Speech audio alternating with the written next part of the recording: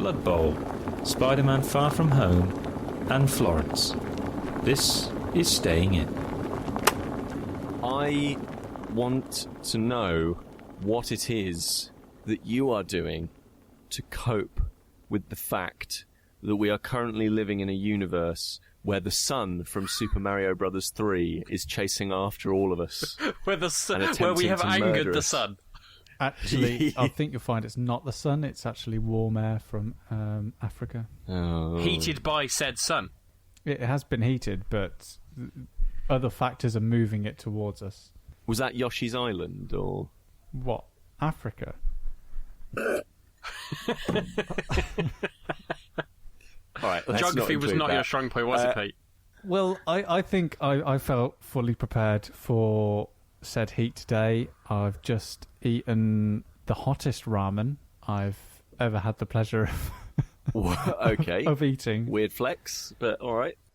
And it's given me a weird type of indigestion and the feeling that no matter what passes my lips, it tastes hot and spicy. So that's been a unique experience. I did a very, dare I say it, it felt middle class at the time. It was my mum's 60th recently, and I went round to theirs, and they said to me, "Oh, Kris, do you want to play croquet?" I was like, "Really? Croquet? I've never played croquet. It's just for posh, tough people, isn't it? Never played croquet in my life. It's incredible. Yeah, it's great. It's an incredible. But how is that helping you deal with the heat? Outside rather than indoors. A lot of my gaming recently has been primarily indoors. No. I think there is something about croquet that is quite cooling. I drank about 2 pints of Pimm's while I was doing it. Right. It's you're getting lawn drunk. There's also it's an activity, so it's taking your mind off of the heat. You're outside. You're probably wearing linens, and like. Is anyone else getting the feeling that Pete has like a croquet wardrobe that he just breaks out in the summer? Like, it's time for my croquet wear. Yeah, it's right next to his fencing gear. Yeah, it's part of my. It's my. I do urban croquet. That's my pastime now. No, but it doesn't require that much effort at all. Playing croquet, it's quite leisurely. No, it does relaxing. not. It's lovely. Yeah. What requires more effort, croquet or balls? Oh, balls, mate. Balls. Yeah. Particularly when you're not playing on the beach. Those things go bloody far. From what I've seen of croquet, and mainly my exposure to it has been when on reality TV shows they need to fill a couple of minutes so they get their people to like do something funny outside, like playing croquet on a posh lawn before they all go inside and slag each other off. So I've never been able to pass the rules of how croquet actually works. Can you sum up the sport in a very concise way, Kris? Yeah, well, there's two things. One, you have to whack your ball through the hoops in a certain order. But the second bit, Sam, and this is the best bit, if your ball comes into contact with somebody else's, you get another go. And you basically can play your go again, but it has to be connected to their ball. So you can actually send their ball away miles away from where they want to go. And if you connect again with another ball, you get to keep going. So you can actually chain it all the way from the back. Ooh. A bit like Mario Kart. You can go all the way from the back to the front. Yeah. Using other people's balls to... that. It's really cool. So when you think you're at the back and you think I've got no chance of winning this, actually that's a great place to be. Because everyone else is in front. You've basically got stuff that you can jump from ball to ball, basically. And that's called a roquet when you do that. That's what was the clincher for me. I know. They came up with the rest of it, and that rule came up with 5 to 5 on a Friday. What do we call it? Just knock the C off it. But basically, that was the clincher for me. That made me, this is actually quite good. Yeah. And my partner said, in the future, shall we get a croquet set? I said, we haven't got a lawn, but other than that... You could do indoor croquet.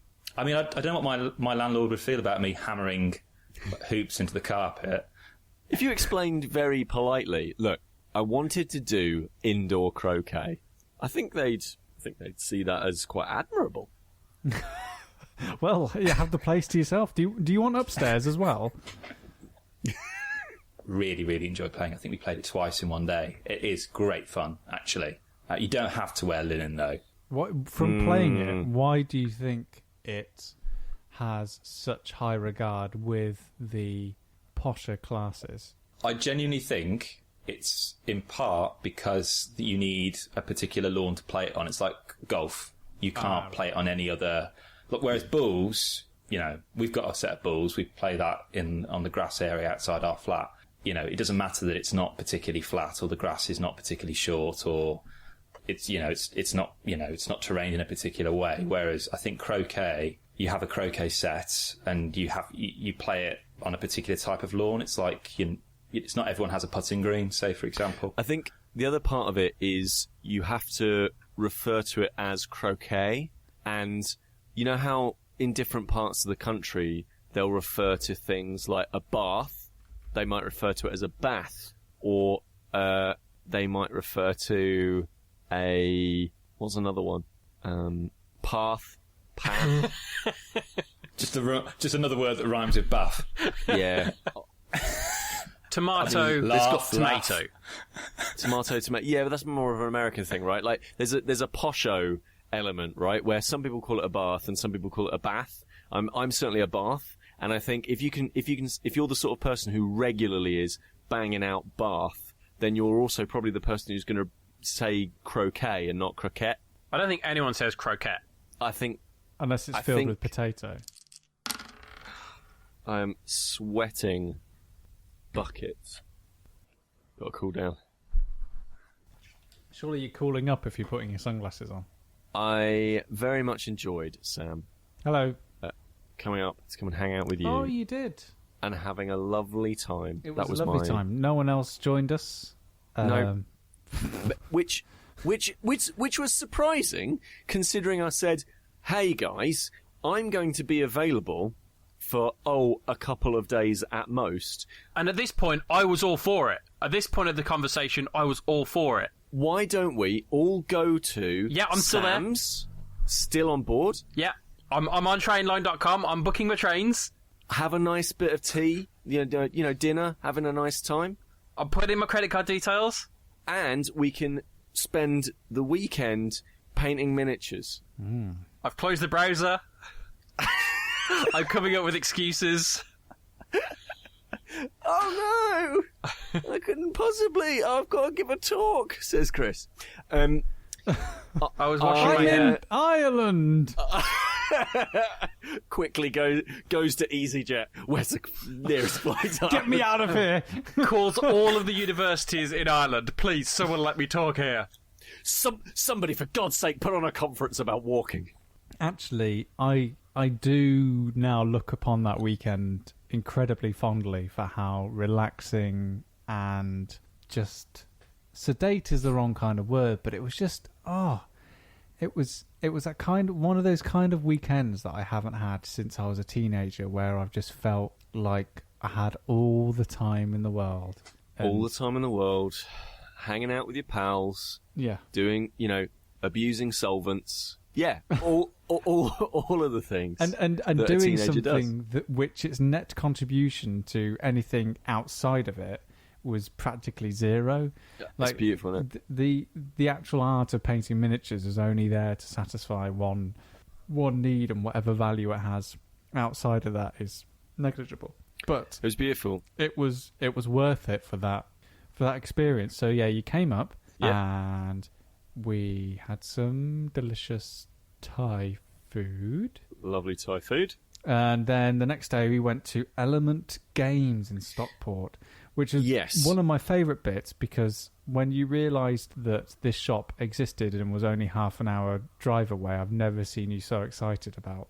I was genuinely thrilled. So, Element Games, if you are into the hobby, capital T, capital H, then you will have heard of Element Games, because they basically sell miniatures and stuff at a discount on the normal RRP, and they're just the standard things, they're not secondhand or anything like that, they're just like really good discount, and also they have an amazing stock. And I always thought they were just a warehouse, but it turns out that they're just a really big shop, and like I guess half of it is like a shop, and then half of it, or maybe a bit more than that, is a massive gaming area. Mm-hmm. And we went there when they were doing... So there was just so happened to be a Star Wars... Legion? I want to say Legion, yeah. Legion tournament on, and so this is like a Fantasy Flight Star Wars tabletop game. It's basically Toy Soldiers but with Star Wars, right? And so that was on, and there were a load of people there. Yeah, it was buzzing. It was a buzzing. So saw lots of really cool bits of. So they've obviously got all the terrain there and these big gaming boards and all this dedicated space, so you can go there and have this fun time with your little stormtroopers and your. Who else is in it? Who else is in Star Wars? The Ewoks. I'm assuming they're in it. Ewoks versus stormtroopers. Possibly. Who knows? It's all about numbers, Chris. It's how the dice roll. So anything could happen. So that was really cool. We saw all that, and obviously we were there to be in the big toy shop to buy a load of nice things. So I picked up a couple of bits and pieces. And I was there basically, Sam, to provide you emotional support. Yeah, it was supervisory, really. Yeah, No, I was. no. Here's the thing: the whole thing with this miniatures and painting and having a fun tabletop experience thing is, I have found that keeping on pushing and pushing and pushing people to do it, it takes such an investment of time and effort that basically, like, it's not an easy go. It's not like try this comic book. It's like, hey. Spend 40 hours painting these things. Like that's not an easy sell to a lot of people. So I was very much like, okay, we'll go there and we'll figure it out. And friend of the podcast, Ricardo, he was with us, and he was getting very excited about paints, which was very exciting to see. And then yeah. So what did you get, Sam, in the end? Well, I originally went there to go and get a kill team, which is a variant of Warhammer, which is... So when you're playing, I guess you would call, and feel free to shout or have some sort of buzzer at the ready when I say something wrong at this point, Pete. Yep. I don't know what that buzzer sounds like. It sounds like... I think you'll find... It's quite a long buzzer, but... I just feel like I should say something wrong now, too.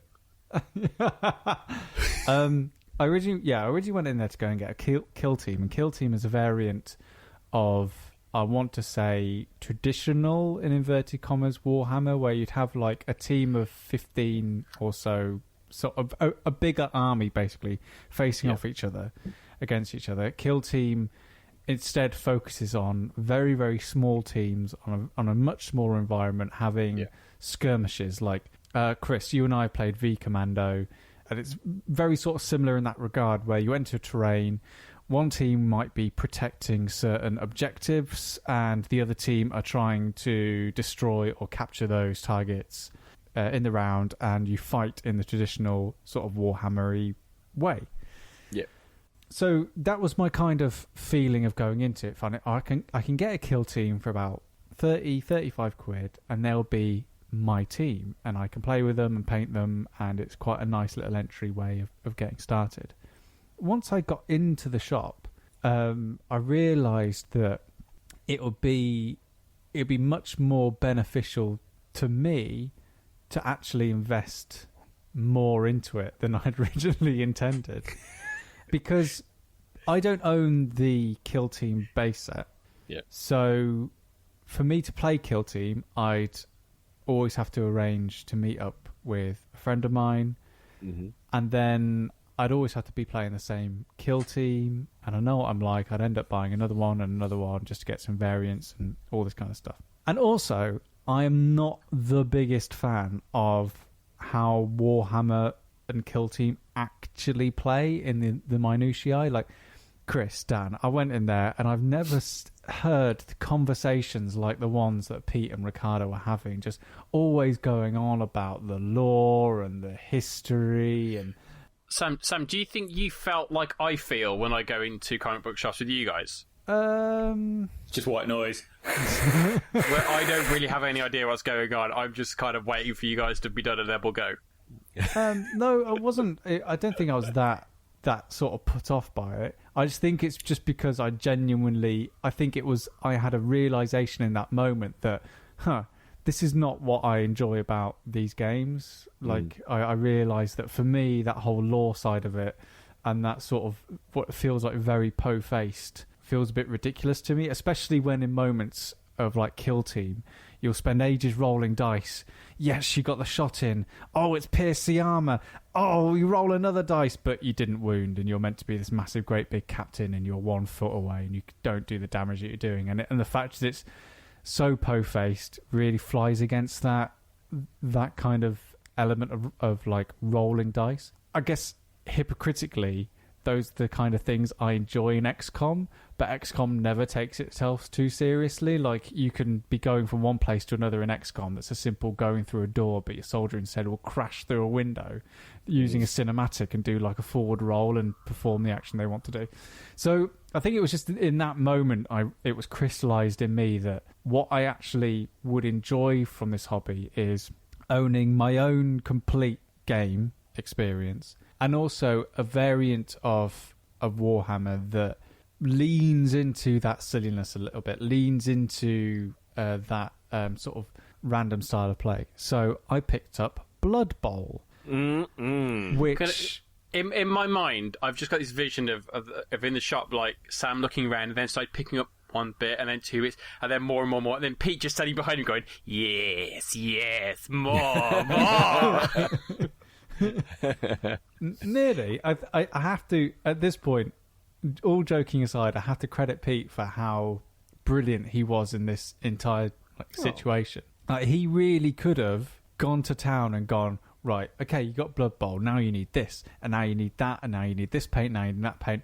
Pete had come up to mine, travelled all the way from Bristol on a bus with his own little backpack full of like paints and brushes and little like starter like models that I could learn how to do like the basics of painting on. So Pete was brilliant because he just went to the shop and just said, get what you want, then we'll get back to yours, and then we'll figure out what other things you might need. Yeah.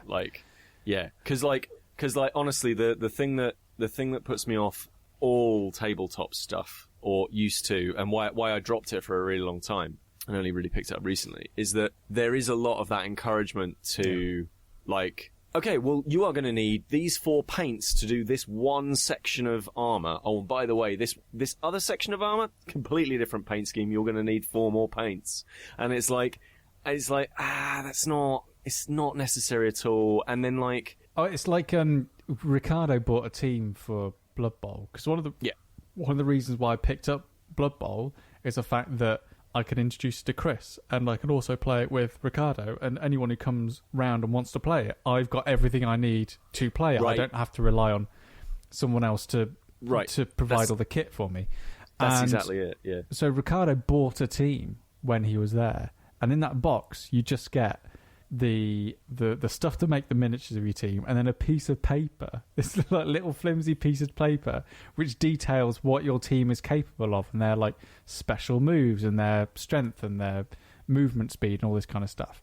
But if you spend an extra £6, you can actually get the cards in a separate box which has all that information on in a different, and like when you start to drill down on it, and it's the same in Blood Bowl, you can essentially do like player drafting if you really want to, and there are these really highly skilled players that you can have on your team. Now, you could just be normal like me.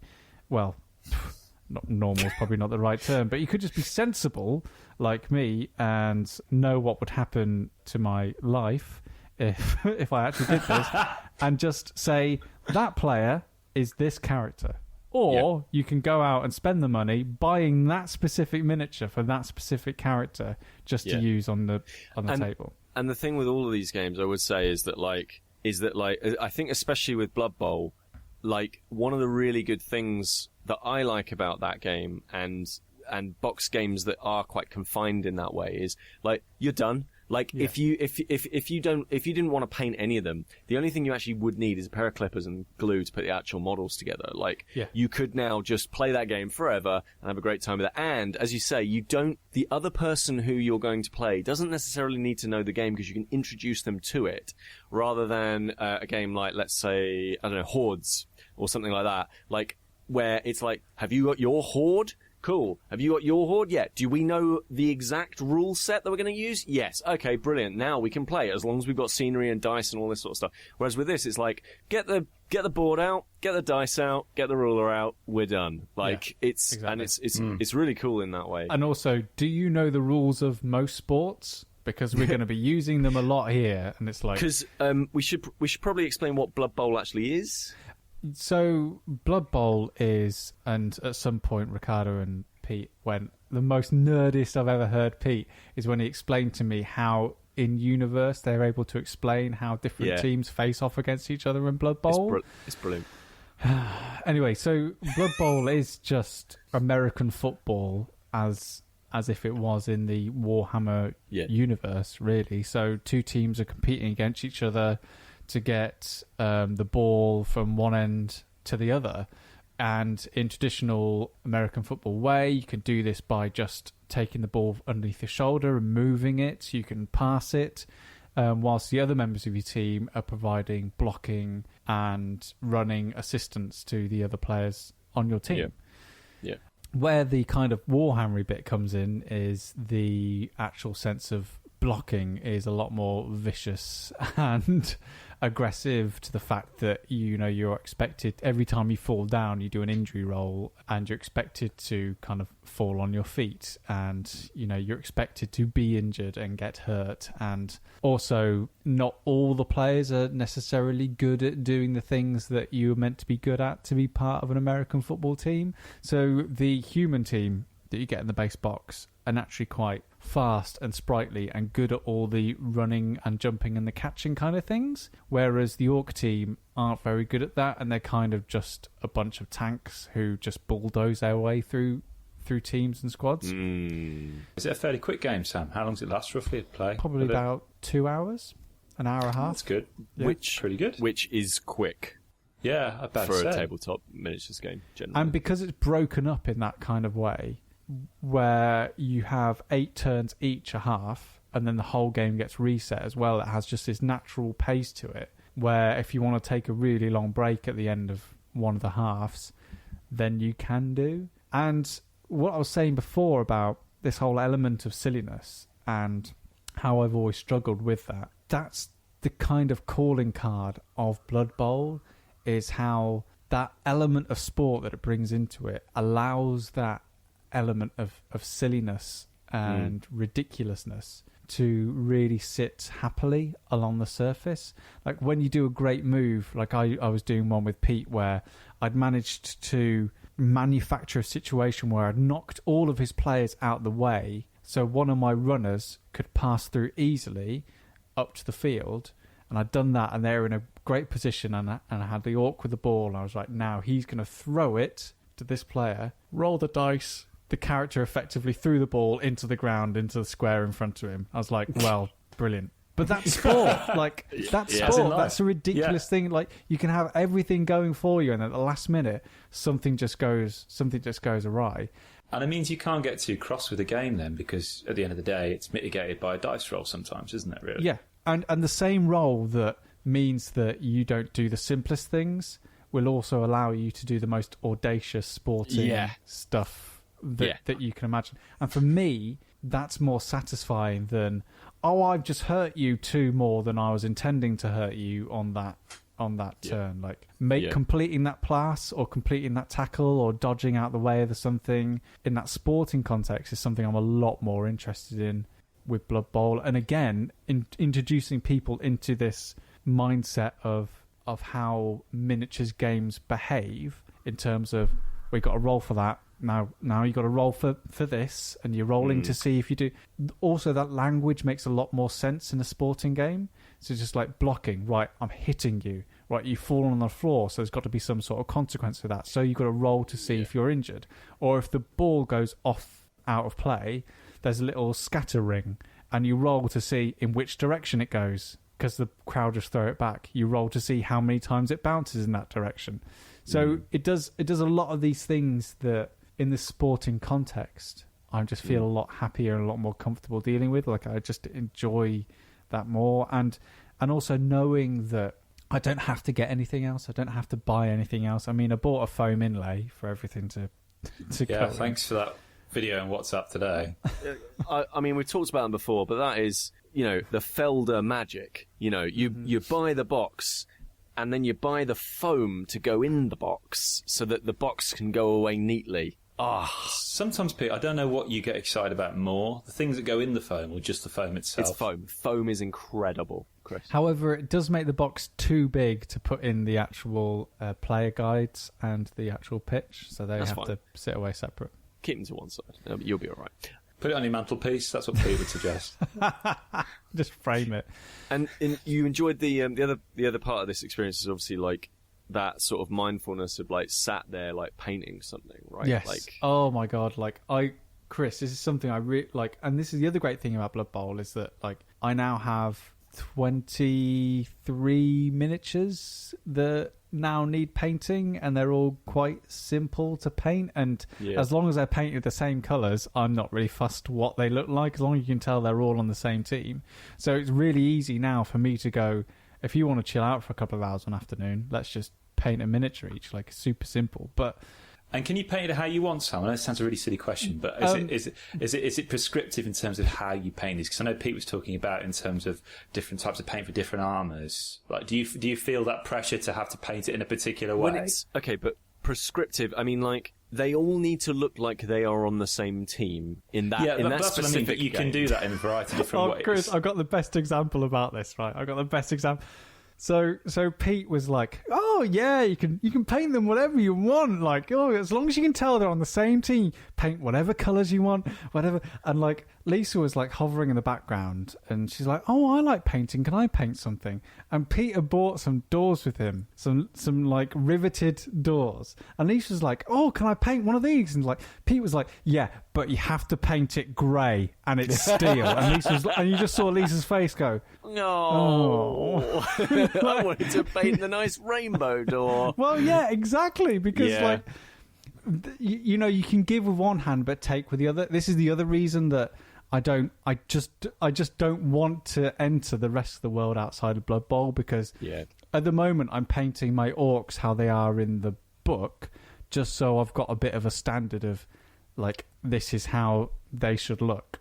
But with my humans, I'm going to decide a completely different colour scheme. Yeah, it's a great idea. I want idea. them because I can as long as I can tell they're all on the same team, then that's the way I'm going to do it. Pete, would you say, and correct me if I'm wrong, would you say that kind of a lot of the time you're driven initially by the miniatures, and then as a secondary aspect, the game around that, whereas Sam seems to be driven by the game, and then as a bonus, I'm going to be able to paint these miniatures, but I'm not going to paint more miniatures unless there is another game that gets me, which involves this aspect.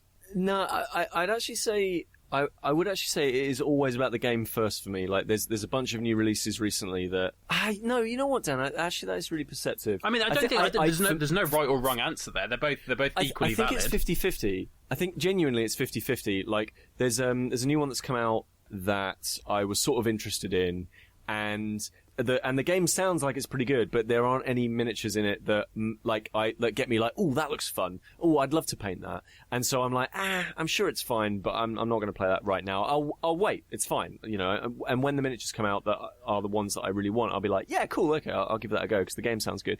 But I won't play a game. The game is definitely like the minimum bar. Like if the game's no good, like I won't bother painting the miniatures because I am definitely painting those miniatures to play them. What are you more likely to buy? A game which is fine but has incredible miniatures for you to paint, or a game which is great but you're not really interested in the miniatures? Yeah, probably that first one. A game that is fine. Yeah, so I'm not suggesting you'd buy a bad game just to get the miniatures. Yeah. But on the basis that they meet a certain threshold, you would value the miniatures over the game. Yeah, as long as I like the game, yeah. I think I would probably be like the miniatures are the thing where it's like I'm going to spend like 6 hours on this one model. If it's not fun to paint, I'm not going to play the thing. Yeah, I think probably that actually. Whereas Sam, you're in the probably the opposite way of, this is a game that I really like, and there's also this whole aspect of the painting miniatures which is great that I can enjoy, but I'm only going to paint those miniatures if I've got a game which requires that aspect. Actually, no. I I went into this weekend knowing that I just wanted some miniatures to paint. I've always wanted to do it, and it just so happened that a game existed which kind of ticked all of those boxes. Gave me miniatures to paint, gave me a complete set that I knew I didn't need any other auxiliary things in it for other people to play with me. Like, I'd only ever played Blood Bowl, the PS4 version previous to this, so I didn't even know that I really would enjoy it 100%. Like, I just wanted to know, making this investment, I just wanted to know that after I'd had the experience of painting the miniatures, and before I'd completed painting them all, I would be able to enjoy that game and to be able to have the experience going into it. But before I went into it, all I wanted to do was get some miniatures and paint them, because I wanted that. That's the experience I was going into it. For me, the crux of it, and what we started this conversation on about, is that feeling of there was the three of us all sitting down at the table, all taking part in a very similar activity, all sitting in silence except for listening to the and Kris, I cannot wait to get you into this new radio station that Pete told me about, Shonan BeachFM. Yes. The Japanese radio station. I've not stopped listening to it. Incredible. Since Pete introduced me to it, and it has just what type of music are we talking? It's a mix of, during the day, they tend to play a lot of sort of a downbeat jazz and kind of like 90s, 30s and 40s numbers. And then at some points they'll just pop up, and someone, like at the weekend when we were listening to it, someone just popped up for an hour and was just playing like RJD2, Bonobo, Alice Russell, Spanky Wilson, and then disappeared, and they just started playing jazz again. And it just seems like, you know, a beautiful radio station. And it just set the perfect mood, and we were all sitting there, and it was one of those situations that the moment you recognize the situation that you're in and you tell other people about it, you know you're going to ruin it. Yeah. You know, like if I'd sat up and just gone, we haven't said a word to each other for an hour, like that would have just like ruined the whole moment. But it was just like we're all sitting there listening to music, like you're very, very concentrated on one kind of thing, and especially when how the painting process works and how Pete taught me how to do it. You literally spray the model white to start with, and then you're slowly building out on top of that white, and slowly as these features become more and more defined, and slowly you're like almost like bleeding life into this little like miniature in its figure, and it's just fantastic. You just take a step back after a couple of hours and just go, I know I've only done like this tiny thing, but I'm super proud of this tiny thing that I've just done. Like, and I was showing it to Lisa, like, look at this thing I've just done, and she like paints properly, and she's like, yeah, okay. It's no rainbow door, is it? But yeah, it's that, and that memory, that feeling, and especially as me and Pete talked about on the last podcast, like how genuinely my mental health hasn't been at its best recently, and I felt a massive degradation in it.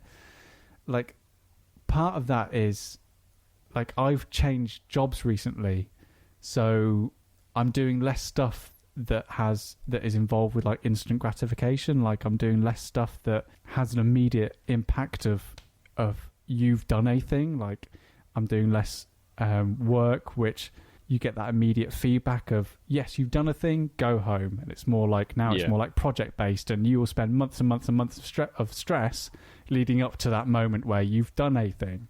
And I didn't realise that originally, which is why playing things like Stardew Valley have been nice, because it's kind of given me that feeling again of like completing something and doing something, and so that's what I'm taking back from this. Is kind of like, it's given me that back, that sense of just being able to hold something in my hands, and it has that wonderful tactility of being able to slowly bring this thing to life, and at the end of a couple of hours you can look back at it and go, that's progress, that's a thing. And I feel more relaxed now and healthy, and you know, let's go and eat some lovely vegan chocolate torte.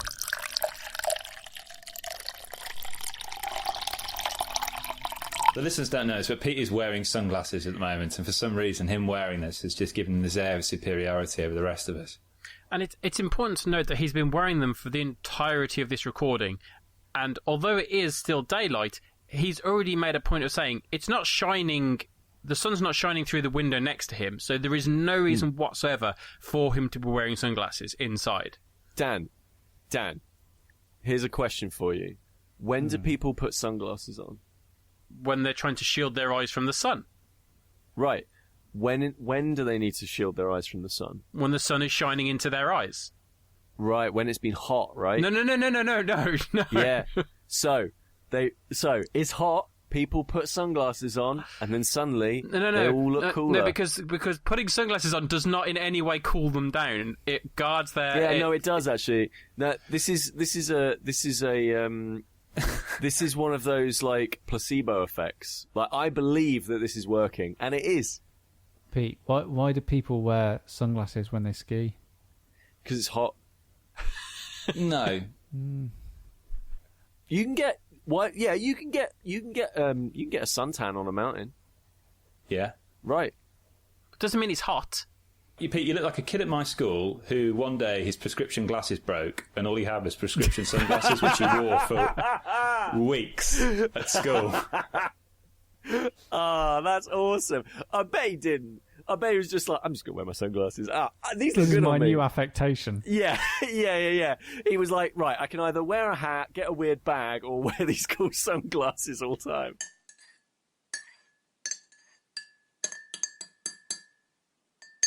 I wasn't skiving off the weekend with you. I was actually away on, strangely, video game business. Oh, video game business. What, ripping off little kids and shortchanging consumers. That's what we do. We do it all day long. Idiots. Just walking around town centres with boxes. Oi. How old are you? 8? All right, it's a surprise mechanic. I don't really know how else to describe it because, I was invited to, basically, it was a big thing for me job-wise. I was invited to do a keynote at a conference, which is a big thing for me. It's incredible. But it was a conference devoted to walking and video games, like my two favourite things. Chris? Yes, Sam? Can you answer me a question I've always wanted to know the answer to? I'm sure I can just Google it, but I want the words from one keynote speaker out of their mouth. What is a keynote speaker? So basically a keynote is essentially, it's an hour-long talk that generally opens a conference. Right, so you're like... And it's done by an important person. I always thought of it as the headline act. Yeah. But you're first? Yeah. Okay. Yeah, some keynotes, like I worked on a conference a few years ago where we had several keynotes, and this conference had 2 keynotes. I was one of them from the academic side of things, talking about my own research as an academic in terms of walking and performance. And I've recently moved into video games, partly through this podcast, actually. And I really love walking simulators. I really love them as a genre. A polarizing genre. So I gave that keynote, which is quite cool. But the second keynote was by Kate Craig, who's the lead environmental designer for the Fullbright company, like Gone Home, Tacoma. Oh, sweet. So I was chatting to her. She's really cool. And she gave this really great talk. I'm so glad she went after me, not before. And she was talking about the process of working on Gone Home and Tacoma. And she gave us a single image of their next game, which was completely blurred, so you couldn't tell anything. She was just kind of jokingly saying, this is our next game. So I know nothing about that. I did kind of ask her, but she wasn't going to say, obviously. What were the colours? What sort of colours? Yellows and beiges. Right, that's an exclusive. I know exactly what it is. Gears of War 5. But it was really interesting because it made me realise how often in academia we kind of read too much into things. Like, do you remember that Malcolm McDowell film, If, from the 70s, where about halfway or 2/3 of the way through the film it goes into black and white? And lots of critics were saying, it's very brave of the director to kind of go into that kind of very auteur and very artistic style. In reality, they just run out of money for colour films, so they just went with black and white. Brilliant. And she was talking about Gone Home, and people were asking, we were just asking questions. How come this? How come that?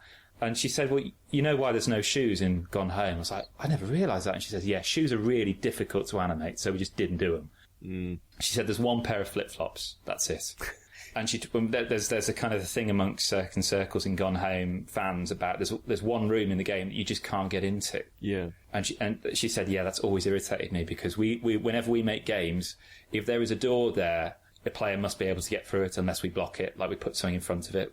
Because I gave a paper like a week later on Rapture where I talk about the fact that you've got doors that lots of the doors don't open in that game, whereas they said they don't like doing that apart from this one place. And that was basically because their deadline moved up, and I think by 2 weeks, and it just didn't give her enough time to do the animation because it was like a small team that was doing it. So getting all these kind of insights was really quite cool. And I met some great people. I played some great games at the expo as well, from academics and professionals in the business industry folk, and saw some great papers. And then the week after, I went to Cork and I presented another paper on a panel on walking simulators and hauntology, and everybody's gone to the Rapture, which is pretty cool. I'm just loving the fact that I can kind of put on my PlayStation 4 and just say, yeah, this is it's research. Yeah, I spent about, a week solidly during the days playing Rapture, making notes, and I was really worried it was going to ruin the game for me, because you know how it is, often studying the thing you love, it can kind of demystify it a little bit too much. The best way to hate Shakespeare is to study it. Yeah, but actually, no, it's still, my love for that title and that genre is still there. But yeah, it was just an absolute joy, really, to kind of be representing my uni in the pod and to kind of be combining my job and my passion, which I never ever thought that would happen, really. It's really exciting, man. Yeah, it's cool. But on the flight, literally, I played a mobile game that took me the length of time it took us to get off the runway and into the air from Manchester Airport. That was Florence, the mobile game. You play Florence at all? I've heard of this. Florence. This was like really critically acclaimed. It's a really short little title. I didn't really pick it up straight away. It first came out on iOS last year, and it kind of just passed me by. Sorry, it sounded like, because you sort of slurred your words a bit, it sounded like came out on your ass. Sorry, I think I'm heat drunk. It's fine. Or just drunk. You're drinking. It's by There's only one.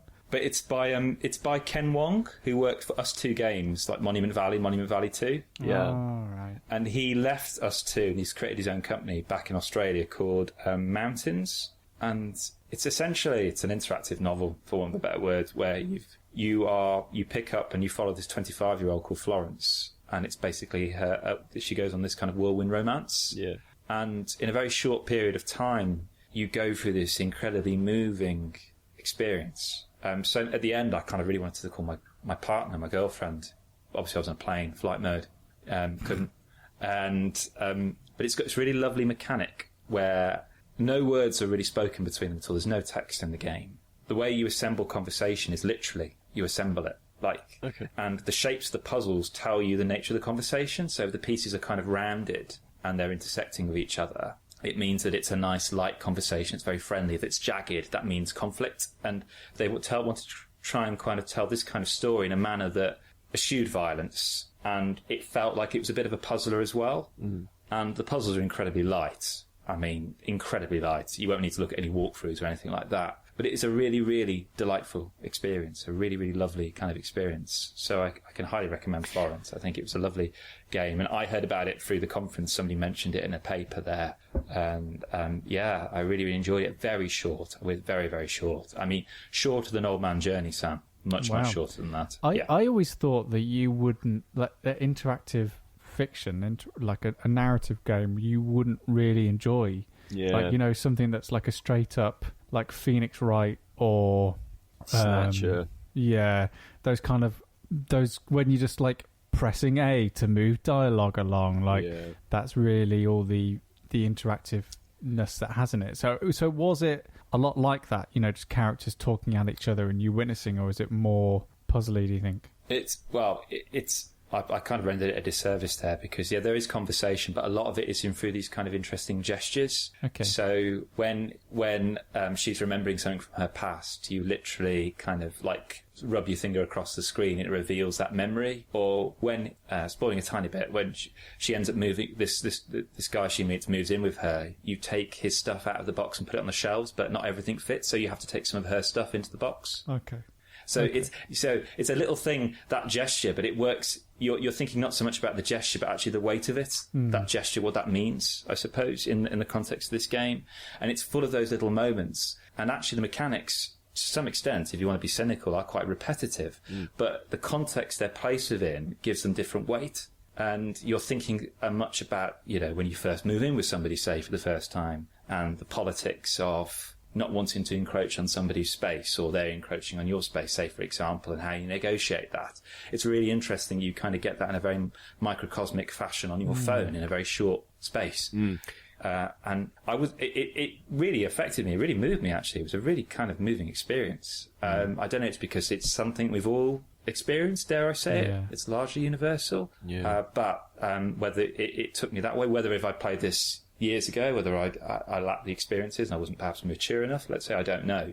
But yeah, it's an interesting game, actually. I can see why people like it, but just remember, it's not a very long game. It's not a very long game at all. But it's £3 on the Play Store. Yeah, so. Exactly. I mean, it's a great experience, but don't expect to play it in stretches. Say, for example, you just play it in one go. I also played a pretty short game as well recently, and it was one of our boy Bart Bonte. Bart Bonte. He put a new he put a new one out called Blue. Oh, I was going to say, it wasn't pink, was it? It wasn't pink. I was really gutted. I was like, oh man. Put out Blue, which is the fourth in the now quadrilogy, I guess, of color named mobile games, and it was also short. I hoovered it up in about 40 minutes. But it also is a puzzle game. I mean, we talked about them before, but it takes a lot of the. You were talking a little bit about the repetitive, and now that I've played all four of the games in kind of quick succession, there are a lot of things that I'm starting to see they're kind of similar ideas being explored again and again and again, and I actually quite like it. And the thing that I think Blue does really well, because I was really worried about this fourth one, because I was thinking, well, how much more could he do with these ideas? And actually, the answer is quite a lot. This is like the most sophisticated version of the four games, to the point of there's a puzzle where you're literally controlling almost like a base war-esque triangle around the screen, and you have to fly over other triangles to hoover them all up to clear the screen to make sure that it's all blue so that you can move on to the next level. And he brought back the idea of hooking a thing onto hooking the number up onto the top of something that looks like a screen, almost like a kind of almost like a blind, and you hook it up onto that, and then but also then there's a really interesting twist on that puzzle as well. And then there's a little, I'm saying some of the early ones, but there's a little cork that you pull out of something, and it feels very tactile. It almost feels like he's kind of moving in the direction of almost stuff like WarioWare, almost like WarioWare touched, like actually trying to do slightly more physical things on the screen, which I found really, really fascinating. But it also is just a really nice wordless puzzle, me time kind of game, you know? What's the theme tune to Spider-Man? What is the theme tune? Because I've forgotten what it is. Spider-Man. The film? Spider-Man. No. Yeah, that one. I may have just made... did I just make that up? I don't know. Yeah, no. Catches flies. Is that the okay, one? Right. So what are the lyrics? Spider-Man. Spider-Man does whatever a spider can. Right. So first of all, no. Spins a web, catches flies. Let's analyse. I made up the lyrics. Like climbs the wall, swims in baths. When you come in, he crawls on the floor. That was what I came up with. Spider-Man does whatever a spider can. Spins a web. Something catches thieves just like flies. Watch out. Here's a Spider-Man. Right. But I don't know what that something bit. It's definitely like spins a web. In the skies, catching thieves just like flies. In the skies. Hides behind a toilet rim. Look out. Scares you when you least suspect. Watch out. Spider-Man hides behind the toilet. Oh, it spins a web any size. Spins a web any size. Oh my god. Challenge accepted. Oh my god. 1, 2, 3, 4. There are 4. Oh my god. There's a whole song. The Ramones sang this. So Spider-Man does whatever a spider can, spins a web any size, catches thieves just like flies. Look out, here comes a Spider-Man. Okay. Is he strong? Listen, bud, he's got radioactive blood. Can he swing from a thread? Take a look overhead. Hey there goes a Spider-Man. Yeah. And then Oh, there's you a remember? weird... Yeah, that was it. That 30-minute opening sequence they had with every Spider-Man cartoon. I like the idea that then- you think the Ramones have made a song longer than a minute and a half. So what's the third verse? Then there's a weird, like, codery bit, which in the chill of night at the scene of crime, like a streak of light, he arrives just in time. Right. And it's Spider-Man, Spider-Man, friendly neighborhood Spider-Man, wealth and fame he ignores, action is his reward. So I love the fact that the third verse is Spider-Man, Spider-Man, friendly neighborhood, Spider-Man. They're really running out of stuff now. Wealth and fame he ignores, action is his reward. Look out, here comes Spider-Man. And then they repeat that. Forever. Spider-Man, Spider-Man, friendly neighborhood Spider-Man, wealth and fame he ignores, action is his reward. To him, life's a great big bang up. Whenever there's a hang up, you'll find the Spider-Man. It was at that point they realised that only the first verse would make it into the cartoon. Yeah. Well, it's like the EastEnders is a song, isn't it? Everybody also- falls in love. Also, the theme tune is inaccurate, right? Go on. So, what was it? Money and fame, what does he do? He ignores. Money and fame, he ignores. Like, I'm pretty sure his entire backstory is built on him not ignoring fame and money. Well, no, but he ignores it now as Spider-Man. Like, he could be really so rich. now that he's gone through the bad Yeah, stuff, otherwise the now song he would be ignores Peter it. Parker, Peter Parker. Right, yeah. Yeah, Peter Parker, he's just normal. Like, He's very rich. Like, he's Peter Parker. Here's an interesting fact. Did you know that the Star Trek theme tune, the original series, has lyrics? And they were written by, I think, Gene Roddenberry, just so he'd get royalties to the music. Oh my God, it's Star Trek. That is Star Wars, not Star Trek. I know, I just thought I'd tease Pete, because... I'm boiling with rage. The Star Trek theme. It's all right, Gandalf will The Star Trek help you. theme is one thing that always annoyed me about the new films, because like the new films came out and I really enjoyed like the new films, and like they did some interesting stuff and they were big budget films, and then at the end, kind of credits come up and the old music hits. It's there. And the music just feels so televisual. I don't know what it is. It just feels so out of place. Yeah. It just feels so out of place in like a big budget movie. Right at the end, you're kind of like, oh, no, it's a letdown. And it's weird because that's the original series theme, right? Like, there is no Star Trek theme, right? And it's like, and I guess it's a product of the fact that they had to. That's the universe they're playing in, right? They're playing in the original series stuff, and they're like, well, if we don't have something go. But that's the thing, you look at Spider-Man, and Spider-Man uses that original theme, but it puts an orchestra behind it, and it slows it down, and it adapts it, and it remixes it, so it's still there. It doesn't feel just tagged on at the end. Fun fact, Dan, same composer, Michael Giacchino. Same composer for the Star Trek films and the Spider-Man Homecoming and Spider-Man Far From Home. We saw Spider-Man Far From Home, didn't we, Sam? We did. Well, Where we was saw it? both of them. In the but cinema. More recently, we saw Far From Home, yeah. We did see it in the cinema, Pete. The Odeon Deluxe, is it called? Odeon Lux. And Odeon Lux. how far from home was that? Well, it's about 6 miles from my home. Oh, A little bit more from Pete, from Chris's. Right. Let's just move on. Here's my hot. Okay, right. I'm going to use all of my old school journalistic interviewing sort of techniques now, and I'm going to ask the most important question, which is it good? I think it's very, very good. And importantly, it's the best way to wrap up the Infinity Saga. Is it actually the end of the Infinity Saga? Yes. It's the end of Phase 3. Pretty much officially the last movie in Phase 3, and it ties up everything. I'd say it's a must-watch if you liked Endgame, really, and liked that past sort of series. That's interesting. It does... When it was announced that Spider-Man was going to be coming out so soon after Endgame, I was very, very sceptical because I thought, oh, right, they're just going to be starting on Phase 4 straight away. Like, geez, this is not even giving a moment's rest. So I originally I didn't really want to go and see it, but Kris forced my hand and persuaded me to go and see it. You know what he's like. It's only 6 miles. It's not that far from home. Within 5 minutes of this starting, you're just like, okay, brilliant. They've managed to tie up everything that happened in Endgame within the first 5 or 6 minutes in this film in the most perfect and elegant way that I could have possibly. I mean, he was laughing before the rest of the cinema started laughing. He preempted it. He was already chuckling as it was beginning. The first like 10 minutes of Spider-Man Far From Home, it is just the best coda to what has been, the last 10 years of Marvel movie making, and you come out of that 10 minutes and just like, right, I've got no questions about, spoilers, what happened in those 5 years that everyone left. Like I've got no questions about the state of what state the world is in. Like, I'm completely up to date.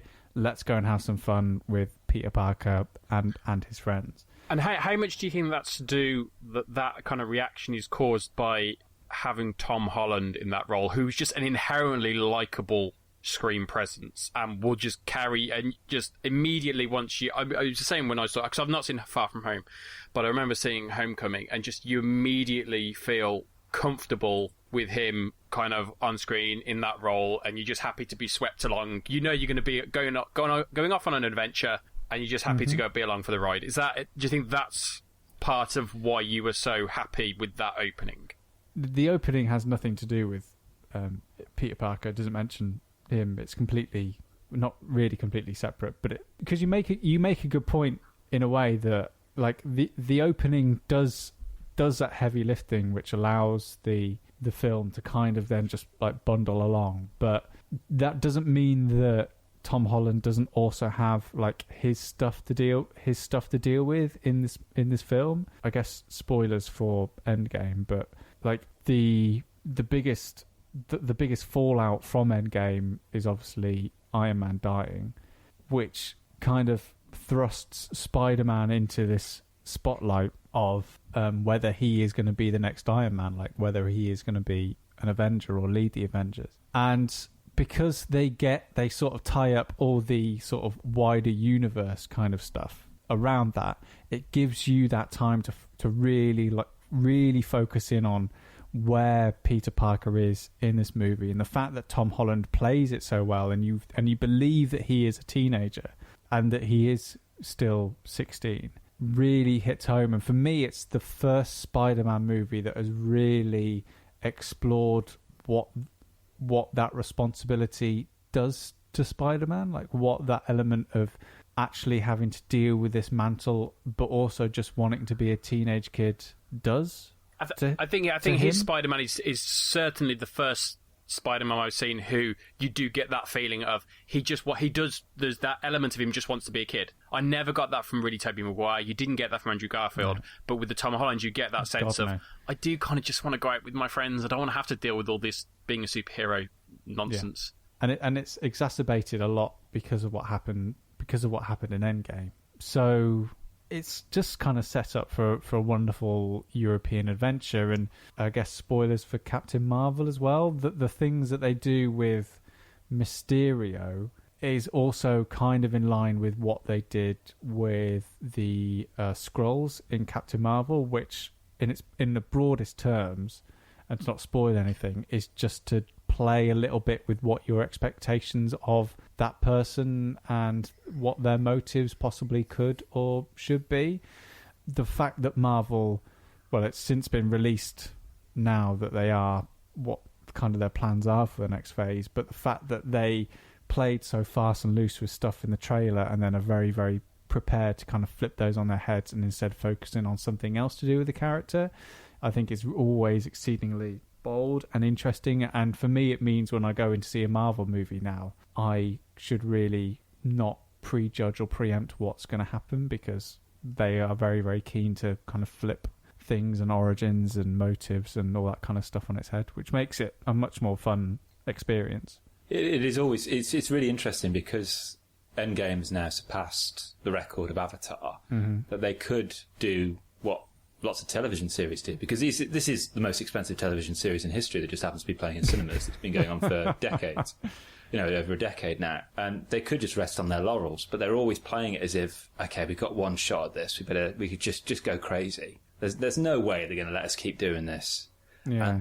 And that's actually where their strongest films have been those kind of films in recent years, really. Well, they've got a history of doing that, haven't they? Of just kind of, especially with kind of the third film, just kind of throwing caution to the wind and kind of bringing in a director and kind of saying, have fun with it. That's how they brought Shane Black in with Iron Man 3, brought in, obviously, Taika Waititi with Thor Ragnarok. They've got that history of just bringing these folks in and saying, you know what, we've done the setup, we've done the kind of evolution of the character, let's just do something fun and different with it. And I think that's, as you kind of said, that's where some of their most successful ones have been, because those ones they don't stick to what is seen as the prescribed formula for what a Marvel movie does. And often they don't sit as comfortably in that universe in terms of certain films have a job of doing the heavy lifting of the overarching story. Thor Ragnarok, everyone assumed was going to be doing a lot of heavy lifting for the Infinity War Endgame films, and in fact it did none of that. Other than the last shot, it did none of that, and that's kind of very, very left field, and I've got a history of doing that. I think it's also the case, as you picked up there, Dan, is that with each subsequent film, I imagine for people who haven't really entered Marvel, they're kind of intimidated by the prospect, well, there's no point me starting now because I just haven't seen any of the films before, I'm going to lose the plot, I'm not going to get as much enjoyment out of it. And yes, obviously, you do get a special kind of enjoyment if you've seen all the ones and the TV series, yada, yada, yada. But actually, you could walk into the Spider-Man film now, and what you get here is a kid. As Sam says, context is given to you and exposition is given to you at the beginning. Yep. It may not land with you the same way, but you're given some of it. You're not just thrown into it, and they assume that you know. And you've got actually a kid who is about living with this responsibility. He's mourning his responsibility. Technically, he's an Avenger. What the hell does that even mean? But he also, actually, it's about a kid who wants to get with a girl, essentially. Yeah. It does that things that it made me think of Back to the Future, where you've got Marty McFly, a kid who's not that smart, but can get the girls, who is thrown into this world of science fiction. He has to try and work his way through it and out of it. Vis-a-vis Peter Parker, a kid who has got the smarts, but just has a beautiful, adorable awkwardness around trying to tell this girl he likes that he likes her, and vice versa.